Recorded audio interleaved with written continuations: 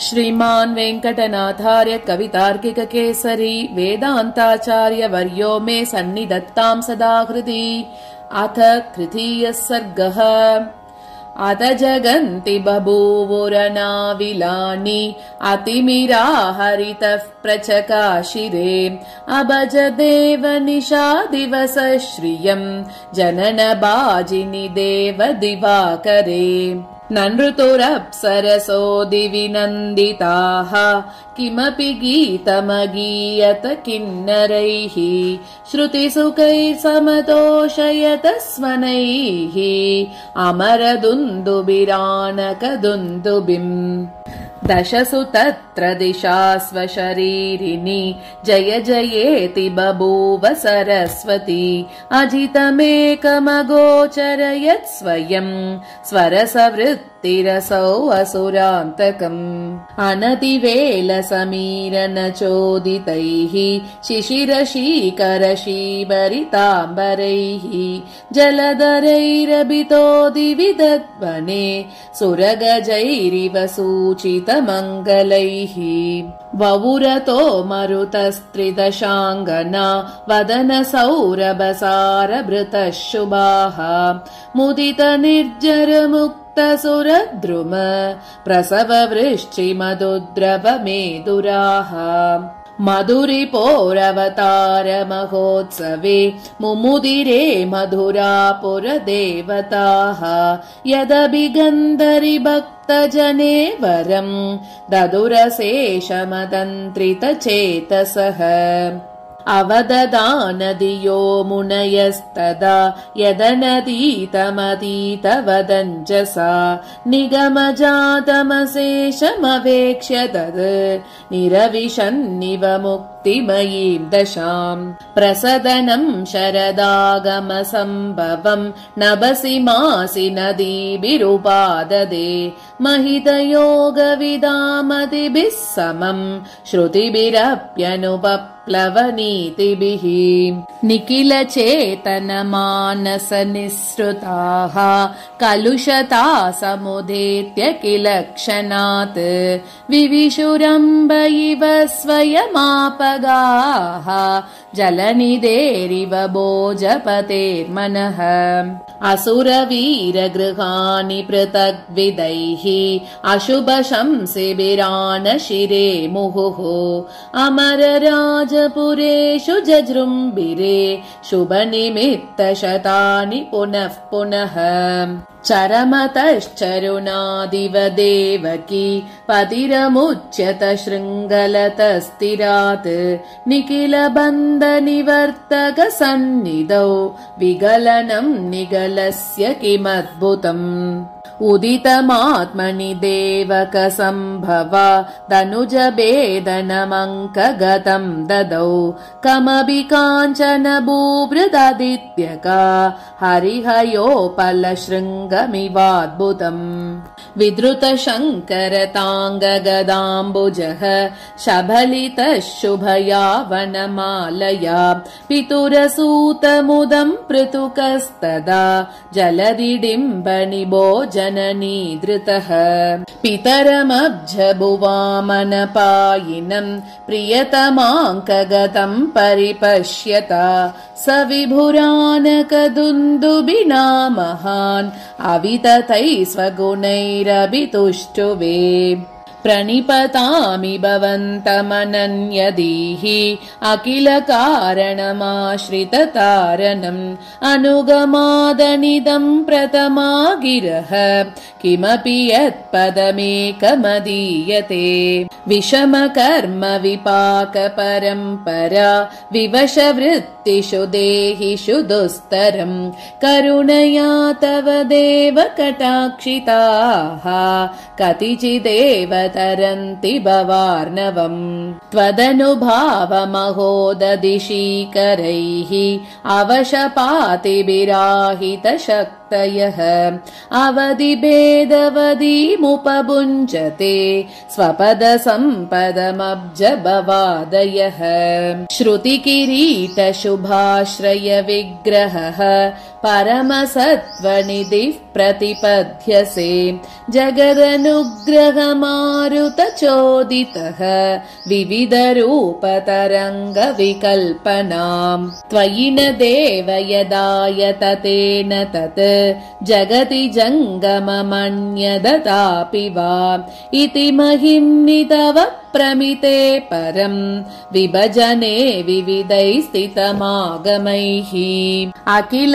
लोकपितुस्तव पुत्रताम् अहमयाचमनन्य मनोरथः वरद वाञ्छित दान धृतव्रते त्वयि तदेव मयत्नमपच्यत अवनिभारनिराकरणार्तिनाम् क्रतुभुजामभिलाषमवन्त्ययन् जितरिपूनि बहूनि दयानिधे विहरणानि विधातुमिहार्हसि धनुजमोहन दोहलिना त्वया सहजलाञ्छन संवरणं क्षमम् तदधुना शमयन् मम सात्वसम् यवनिकामधिगच्छयतेप्सितम् इति सबीतमवेक्ष्य दयानिधिः स्मितमुखो वसुदेवमभाषत त्वमसि मे जनकः किमिहान्यथा किमपि तातमुदा कथितं त्वया इयममत्यपितुस्तव गेहिनी दिविशतां जननी मम चानगा अभिमतं युवयोरनवग्रहं समयभाविमयैव समर्त्यते यदि बिभेषि भजामि मनुष्यताम् अथ च मां नयनन्दगृहं क्षणात् दुहितरं च समानय तस्य तां गतभयो भवधूरगते मयि अथ निशम्य नियोगमभङ्गुरम् मधुजितो मधुराक्षरमन्तरम् हितमिदम् प्रतिपद्यतमाददे गुरुतरम् कृपया लघुताम् गतम् तुहिन भानुदिवाकरलोचनम् निगमनिश्वसितम् स्वसुतस्य तत् अनुबभूव मुहुर्मुहुरादरात् अनगमाननमानकदुन्दुभिः श्रुतिसुगन्धि तदानन चन्द्रिका मुषितमोहतमा मुनिसन्निभः अधिजगाम सतन्मयतां क्षणात् अनिमिषद्वमुत प्रतिसन्दते जिगमिषुः सदिशो दश यादवः सकृतवैक्षत साध्वस विह्वलः अनगवैभवमर्पगमुद्वहन् अमितगुप्तिनिरुद्ध गतौ गृहे विजघटे सहसैव कवाटिका व्रजमत व्रजतो यदुभूभृतः उपलकल्पमशेरत रक्षकाः सरनिमादिदिशुर्गृहदेवताः शरदसूनिव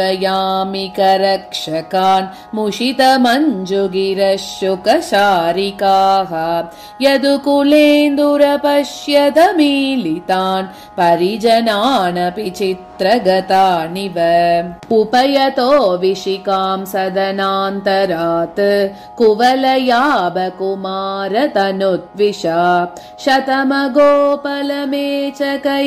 धृतम् शमितसन्तमसा हरितो बभुः श्रुतिमयो विगहः परितः प्रभुम् व्यचरदाशु विदूत निशाचरः अनुजगाम च भूधरपन्नगः स्फुटपनामणिदीपगणोद्वहः दिनकरोपमदीदितिभिस्तदा दनुजदेहविदारणदारुणैः परिगतः किल पञ्चभिरायुधैः यदुपतिः प्रजहाव सहायताम् प्रगुणमिन्दु निवेदित पद्धतिः यदुकुलेन्दुरतो यमुना नदीम् परमपूरुषमक्षत पौरुषः पतगराजयिवाशु वहन्ययौ तनुतरङ्गपृषत्कनशीतलः सुरभिकैरवसौहृदवासितः अभिसमेतमसेवत मारुतः यमुनया प्रहितो यदुपुङ्गवम् पवनकम्पितपल्लवपाणिका प्रहितपुष्पभरा पदवीमुखे उपजुहाव किल भ्रमरस्वनैः यदुपतिं यमुनोपवनस्थली निमिषितासितनीरजलोचना मुकुलिताब्जमुखी सवितुःसुता ललितदीनरताङ्गयुगस्वना कुहकदैन्यमशोचदिव प्रभोः विकचकैरवतारकिताकृतिम् तनुमतीमिव शारदयामिनीम् त्वरितमम्बुनिदेरभिसारिकाम् तरितुमैहत सद्य समीहितः भवति किं नु भविष्यति वा किमिति अनवधारितशौरिविहारया चकित एव विरोचन कन्यया विदुतवीचिकरं किल विव्यते गणतमः परिपाकमलीमसैः गुरुभिरूर्मिगणैरनुपप्लुतः अतिततारदिनाधिपते सुताम् अनगयोगमना इव संस्मृतिम् यदुपतेर्यमुना त्वरितं यतः प्रतियतश्च समर्पित पद्धतिः स्वयममर्त्यमदावलमज्जनी चरणलङ्घ्य जलासमजायत अजनि पश्चिमतो वृषमुन्नता रविसुता पुरतस्थलशेषिता अधिरुरोह पदं किमसौ हरेः प्रतिययौ यदि वा पितरं गिरिम् अकृतसेतुमनाकलितप्लवाम् जनन सिन्धु दृढप्लवमुद्वहन् रविसुतामतिलङ्घ्य रमापतिम् सपदि घोष समीपमुपानयत् अथ कयाचन निद्रया विवश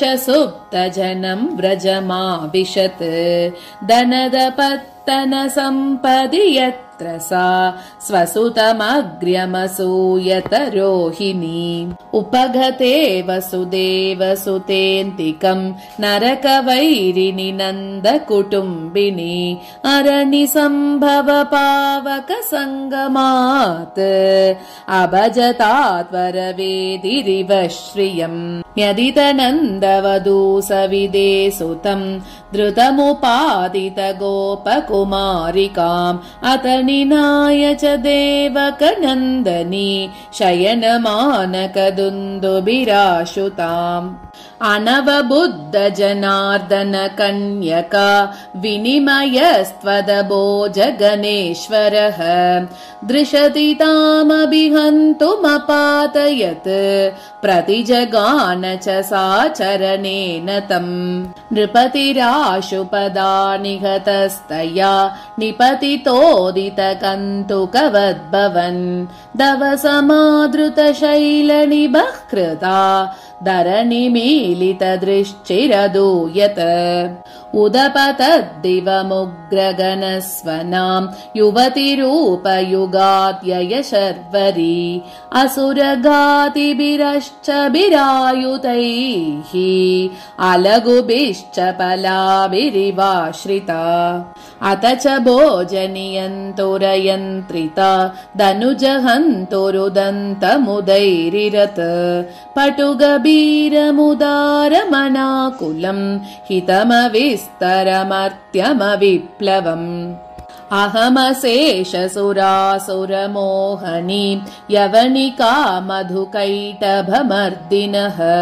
प्रबलशुम्भनिशुम्भनिषूदने प्रणिहिताः तया तव किं मया वसति नन्दगृहे विबुधद्विषां दमयिता वसुदेव समुद्भवः अयमसौ तव नाशयितेति सा दरमुदीर्य जगामयतेप्सितम् मधुहिरण्यनिभो मधुरापतिः दिनहुताशनदीनदशां गतः श्वसितजल्पितवेपितहुङ्कृतैः अरतिमायत भीतिरसूचयत् जडमतिः स जनार्दनमायया विहसितस्त्रपया जनितव्यतः अपकृतं वसुदेवममोचयत् दयितया सह दीनविलापया किमपि चिन्तितमागतमन्यता किमिदमित्यवशादुपजातया विषविदूषित एव मनीषया मुहुरदूयत मोहविचेष्टितः अविषये विपदामसुरान्तके पुनरियेष निकार परम्परां नियतिरेकमुखी दुरतिक्रमा कृतधिया किमुता विलचेतसा परिबभूव चुकोपविसिष्मये परिजहास हरिं प्रजगर्ज च परिणतेन भवान्तरवासनाग्रहगुणेन भजन् भवितव्यताम् क्वचन दामनिकंस निवेदिते सभयमानकदुन्दुभिरावसत् स्मृतिगतेन सुतेन स जीविता दिनशतानि निनाय च देवकी विगतकन्यकया च यशोदया नियति संवृत निर्भर निद्रया चिरसमागत जागरयान्तिके हरिरपत्यमदृश्यत तदन्यया यदवबुद्ध निराकुलनीतिभिः मुनिगणैरधुनापि विमृग्यते तदिदमागममौलिविभूषणम् विधिवशादभवद्व्रजभूषणम् अनगवत्समनाकुलधेनुकम् प्रचुरदुग्धमचोरभयोद्भवम् व्रजमनामय विश्वजनम् विभुः कृतयुगास्पदकल्पमकल्पयत् अजनिगोपगृहेषु मनोरमैः अमितकान्तिभिरप्सरसां गणैः यदनुभूतिरसेन समेष्यतः शरणयादव शैशव यौवने सुरमही सुरतोषणमादरात् नवमुपादितनन्द उदारदीः तरलगोपगणागमसङ्कुलम् तनय जन्म महोत्सवमद्भुतम् अधिचकारवदान्यमने श्रियम् व्यदितकल्पतरोरनुकल्पताम् अजनयच्च सुतप्रसवोत्सवे महति मेघविकर्तनमोगताम् निधिमनन्तमिव स्वयमुत्थितम् निरवधिं निजभागमिवोदितम् व्रजभुवः प्रतिलभ्य रमापतिम् जघसुरैन्द्रमसारतरम् पदम् पुत्रम् प्रसूय तपसा पुरुषम् पुराणम् कालम् चिरम् विधिवशात् कृतविप्रकर्षो शङ्काकलङ्कितधियावपि दम्पतीतौ तद्वैभव स्मरण शान्तरुजौ अभूताम् नन्दसद्मणिनवेन्दु सन्निभौ वासमेत्य वसुदेव नन्दनौ वृद्धिमापतुरणेह सा स्वयं स्वादुभोग जननीं सुपर्वणाम् इति श्री कवितार्किक सिंहस्य सर्वतन्त्र स्वतन्त्रस्य श्रीमद्वेङ्कटनाथस्य वेदान्ताचार्यस्य कृतिषु यादवाभ्युदये महाकाव्ये श्रीकृष्णस्य नन्दगृहप्राप्तिवर्णनं नाम तृतीयः सर्गः। कवितार्किकसिंहाय कल्याणगुणशालिने श्रीमते वेङ्कटेशाय वेदान्तगुरवे नमः।